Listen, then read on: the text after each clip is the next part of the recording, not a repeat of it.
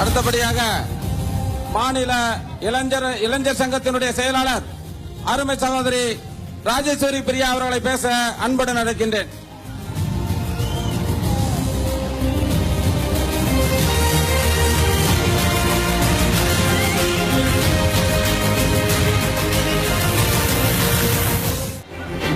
இங்கு வருகை புரிந்திருக்கும் அனைத்து இளைஞர்களுக்கு முதல்ல வணக்கத்தை தெரிவிச்சுக்கிறேன். ஏன்னா மற்றும் மேடையில் அமர்ந்திருக்கும் குரு அண்ணன் அவர்களுக்கும் மற்றும் தலைவர் ஜி.கே. மணியண்ணன் அவர்களுக்கும் இனிய மாலை வணக்கம். இன்னைக்கு ரொம்ப சந்தோஷமா இருக்கிறது என்ன விஷயம்னு கேட்டீங்கன்னா, இந்த வீரம் விளைஞ்ச மண்ணு அப்படிம்பாங்க. ஒரு வீரரை பெற்றெடுத்த ஒரு மாவட்டத்துல வந்து பேசுறத ரொம்ப மகிழ்ச்சியா கருதுறேன். ஏன்னா பாட்டாளி மக்கள் கட்சியில வந்து வீரம் அப்படின்னாலே அதுக்கு அகராதி எடுத்து பார்த்தா நம்ம காடுவெட்டி குரு அண்ணனை தான் நம்ம சொல்லணும். அந்த மாதிரி இந்த மேடையில நின்று பேசுறது எனக்கு ரொம்ப மகிழ்ச்சியாகவும் பெருமையாகவும் நினைக்கிறேன். இன்னைக்கு மதுவுக்கு எதிராக போராடுற கட்சி வந்து பாட்டாளி மக்கள் கட்சி மட்டும்தான் தமிழ்நாட்டில். அது எல்லாருக்குமே தெரிஞ்ச விஷயம். நம்ம எதை நோக்கி போராடிட்டு இருக்கோம் அப்படிங்கிறது தான் இந்த மக்களுக்கு இன்னும் புரியல. மக்கள் எல்லாருமே அரசியல்னா என்னன்னு தெரிஞ்சுக்கிறதுக்கு விருப்பப்படலையா, இல்ல தெரிஞ்சும் தெரியாத மாதிரி இருக்காங்களா என்னன்னே புரியல. மது அப்படிங்கிற ஒரு விஷயத்தினால இன்னைக்கு நாட்டோட வளர்ச்சி, இளைஞர்கள் வீட்டுக்கு வீடு எவ்வளவு பேர் இறந்துகிட்டு இருக்காங்க. இப்ப போன வாரம் வரைக்கும் எவ்வளவு சர்வேல குடியினால ஆக்சிடென்ட் ஆகுறதுதான் அதிகம். தமிழ்நாடு முழுக்க கிராமங்கள்ல 60% இளம் விதவைகள் இருக்காங்க. இதுக்கெல்லாம் காரணம் யாரு? காரணம் யாருன்னு கேட்டீங்கன்னா, ஒரு பக்கம் அரசியல்வாதிகளா இருந்தாலும், அதாவது திராவிட கட்சிகளை சார்ந்த அரசியல்வாதிகள் திமுக அதிமுக மாறி மாறி ஆட்சி செய்தாலும் அவங்க ஒத்து போன ஒரே விஷயம் டாஸ்மாக் தான். வேற எது பண்ணாலும் அவங்க இது பண்ணுவாங்க, அது பண்ணுவாங்க, அது பண்ணுவாங்க, இது பண்ணுவாங்க. ஆனா டாஸ்மாக மட்டும் ரெண்டு கட்சியும் சேர்ந்து ரொம்ப சம்மதமா கூட்டணியா செயல்பட்டது. மக்களோட உயிரை வாங்கி அந்த உயிர்ல இருந்து வர்ற வருமானத்தை வச்சு நம்ம தமிழ்நாட்டை நடத்திட்டு இருக்காங்களாம். இப்படி ஒரு சூழ்நிலையில தமிழ்நாட்டில் வாழணுமா? வாழ்றதுக்கு அருகதையே இல்லாத ஒரு மாநிலமா தமிழ்நாடு மாறிட்டு இருக்கு. தயவு செய்து மக்கள்லாம் சிந்தனை செய்து ஒரு பக்கம் யோசிச்சு பாருங்க. அன்னைக்கு போரடிச்சு விவசாயம் பண்ண விவசாயி இன்னைக்கு பீர் குடிச்சு செத்து போயிட்டு இருக்காங்க. நீங்க எல்லாரும் சிந்தனை செஞ்சு பாருங்க. எங்க விவசாயிகள் அழியறதுக்கு கூட இன்னைக்கு யாருக்குமே வேலைக்கு போகவே பிடிக்கல. ஏன்னா குடிச்சிட்டு அவங்க வீட்டுல தூங்குறதுக்கு, வீட்டுல கிடந்து சண்டை போடுறதுக்கும், பிரச்சனை பண்றதுக்கும் இதுக்கு தான் நேரம் இருக்க தவிர அவங்களுக்கு உழைக்கிறதுக்கும், உழைப்பு ஒரு பிள்ளைங்கள ஏதாவது 4 வார்த்தை பேசக்கூட நேரம் இல்ல. அவங்களுக்கு தாய் யாரு, தங்கச்சி யாரு, தாரம் யாருன்னு கூட வித்தியாசம் தெரியல. எத்தனை பெண்கள் இருக்கீங்க உங்களுக்கே தெரிஞ்சிருக்கும். இன்னைக்கு குடிச்சிட்டு வீட்டுக்கு வர்ற ஆண்கள் எவ்வளவு அவஸ்தைகளை குழந்தைங்களுக்கு கொடுக்கறாங்க. மனைவி, சகோதரி எல்லாரையும் பாதிக்க வச்சிருக்க கூடிய ஒரே ஒரு கட்சியா 30 வருஷத்துக்கு மேல மருத்துவர் ஐயா மட்டும்தான் இதுக்காக தொடர்ச்சியா போராடிட்டு இருக்காங்க. தொடர்ச்சியான போராட்டங்களோட வெற்றி இன்னைக்கு 3321 கடையை மூடி இருக்கும். ஆனாலும் இந்த உச்ச நீதிமன்றம் இப்ப முந்தா நாள் கொடுத்திருக்க ஒரு தீர்ப்பு என்ன கொடுத்திருக்காங்க? தேசிய சாலைகளை ஊரக சாலையா மாத்த போறாங்களாம். அது வேணா அவங்க கொடுக்கலாம். ஆனா தமிழ்நாட்டு பெண்கள்கிட்ட வீரத்தை பாட்டாளி மக்கள் கட்சி விதைச்சிட்டு நாங்க விட மாட்டோம். எங்க இளைஞர்கள் விட மாட்டாங்க. நீங்க தேசிய சாலையை நீங்க என்ன சாலையா வேணாலும் எழுதிக்கீங்க. ஆனால் சாராய கடை ரோட்டோரமா வர்றத பாட்டாளி மக்கள் கட்சி வன்மையா எதிர்ப்போம். காவல்துறையினருக்கு ஒரு சின்ன வேண்டுகோள். காவல்துறையினரை ரொம்ப மரியாதையா, ஸ்காட்லாந்துல உள்ள காவல்துறையினருக்கு ஈடா நம்ம பேச வேண்டிய ஒரு காவல்துறை, ரொம்ப சிறப்பான தமிழக காவல்துறை இன்னைக்கு கை கட்டிக்கிட்டு ஆளுங்கட்சிக்கு கைப்பாவையா செயல்படுறாங்க. நீங்க வந்து மதுக்கடைகளுக்கு போய் அவங்களுக்கு பந்தோபஸ்து போடுறீங்க. மதுக்கடைகளுக்கு பந்தோபஸ்து போட்டுட்டு எங்க இளைஞர்களை குடிக்க வச்சுட்டு, ஆனா நீங்க வண்டி மட்டும் குடிச்சிட்டு ஓட்டக்கூடாதான். என்ன நியாயம் இது? வண்டி மட்டும் குடிச்சிட்டு ஓட்டினா லைசன்ஸ் கேன்சல் பண்ணிடுவாங்க.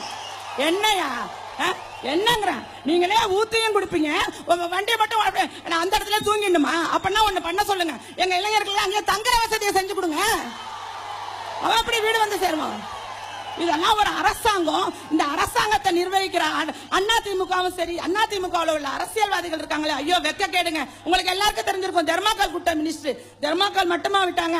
அதை தவிர இன்னும் பல சமாச்சாரங்கள். அவங்களுக்கு அறிவுன்னு ஒண்ணு இருந்துச்சுன்னா, சிந்தனைன்னு ஒண்ணு இருந்துச்சுன்னா, இன்னைக்கு இருக்கிற போராட்டங்கள் எத்தனை போராட்டம். போக்குவரத்து துறையினர் போராட்டம் பண்றாங்க, பகுதி நேர ஆசிரியர்கள் இன்னைக்கு போராட்டம் பண்ணிட்டு இருக்காங்க. போராட்டம் பொழுது விடுந்தா போராட்டம். ஏன் போராடணும்? எதுக்கு போராடணும்? சரியான அரசாங்கம் இல்ல, நிர்வாகம் இல்ல, அரசியல் இல்ல, அதனால போராடுறோம். நம்ம எல்லாம் எதுக்காக போராடிட்டு இருக்கோம்? இன்னைக்கு மக்கள்லாம் கொஞ்சம் கொஞ்சமா விழிப்புணர்வு நோக்கி போயிட்டு இருக்கோம். டாக்டர் அன்புமணி அண்ணன் மட்டும்தான் தமிழ்நாட்டுக்கு முதலமைச்சரா வரணும் அப்படிங்கறத நோக்கி எத்தனையோ இளைஞர்கள் ஒரு நொடிக்கு நொடி ஆயிரக்கணக்கான இளைஞர்கள் சேர்ந்துகிட்டே இருக்காங்க. நம்மளோட கட்சி வலுப்பெறது எதுக்காக? நாட்டோட தலையெழுத்த மாத்துறதுக்காக. நாட்டோட தலையெழுத்த பாட்டாளி மக்கள் கட்சியால மட்டும்தான் மாத்த முடியும். நீங்க எல்லாரும் கேட்பீங்க, அண்ணா அது காமராஜர் கக்கன் இவங்க எல்லாம் இனிமே பிறக்க மாட்டாங்கன்னு எப்படி சொல்லுவீங்க? எப்படி சொல்லுவீங்க? வாய்ப்பே கொடுக்கல, பிறந்திருக்காங்களா பிறக்கல எப்படி சொல்லுவீங்க? நீங்க ஒரு முறை எங்க அன்புமணி அண்ணன் அவர்களுக்கு வாய்ப்பு கொடுத்து பாருங்கள், அப்ப தெரியும், அப்ப சொல்லுவீங்க. அப்ப கக்கன் காமராஜர் திரும்பி எந்த வடிவத்துல பிறந்திருக்கிறார் அப்படிங்கறது நிச்சயமா தெரிய வரும்.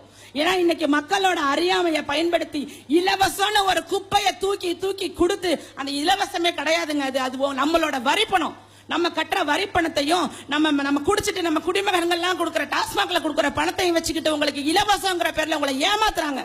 அவங்க தாலிக்கு தங்கத்தையும் கொடுத்து தாலியையும் அறுத்துக்கிட்டு இருக்காங்க. தயவு செய்து இனிமேல் மக்கள் எல்லா பக்கமும் விழிப்படைஞ்சிருங்க. இன்னைக்கு சுத்தம் கிடையாது, சுகாதாரம் கிடையாது, டெங்கு காய்ச்சல் வருது, விஷ காய்ச்சல் வருது. விஷ காய்ச்சல் வந்து எத்தனையோ பேர் இறந்துகிட்டு இருக்காங்க.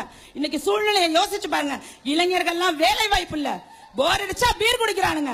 எப்படி போர் அடிச்சு விவசாயம் பண்ணவங்க பீர் குடிச்சாங்களோ போர் அடிச்சு பீர் குடிக்கிறாங்க நம்ம இளைஞர்கள். இன்னைக்கு இளைஞர்களோட நிலைமை ரொம்ப மோசமா, வேலை இல்லாம விரக்தியில இருக்காங்க. ஒரு பிஏ படிச்ச பையன் தான் பிஏ படிச்சிருக்கேன்னு சொல்றத சொல்லிக்கிறதுக்கு வெக்கப்படுறான். காரணம் யாரு? காரணம் தமிழ்நாட்டோட அதிமுக மற்றும் திமுக இந்த ரெண்டு திராவிட கட்சியையும் பேக் பண்ணி ஊற விட்டு அனுப்பிட்டோம்னா நம்மளோட தமிழ்நாடு ஒரு சொர்க்க பூமியா மாறிடும். சொர்க்க பூமியா மாறி தமிழன் என்று சொல்லடா, தலை நிமிர்ந்து நில்லடா அப்படின்னாங்க. இன்னைக்கு தலை நிமிர்ந்தா நிக்கிறோம். இன்னைக்கு வெளியில போய் சொல்ல முடியலங்க.